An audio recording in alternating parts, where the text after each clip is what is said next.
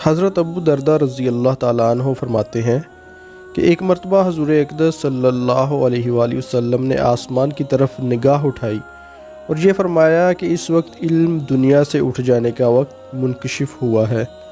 حضرت زیاد صحابی رضی اللہ تعالیٰ عنہ نے عرض کیا، یا رسول اللہ صلی اللہ علیہ وآلہ وسلم، علم ہم سے کس طرح اٹھ جائے گا؟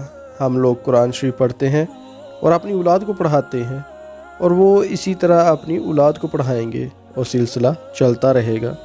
حضور صلی اللہ علیہ وآلہ وسلم نے فرمایا، میں تو تجھے بڑا سمجھدار خیال کرتا تھا، یہود و نصارہ بھی تو تورات انجیل پڑھتے اور پڑھاتے ہیں، پھر کیا کارآمد ہوا؟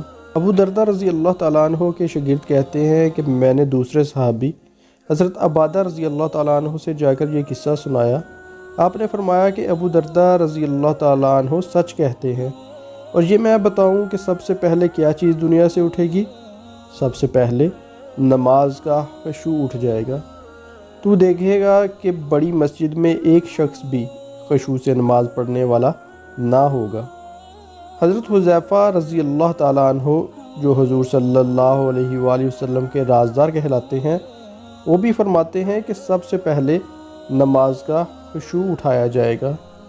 ایک حدیث میں آیا ہے کہ حق تعالی شانہ اس نماز کی طرف توجہ نہیں فرماتے جس میں رکوع سجدہ اچھی طرح نہ کیا جائے۔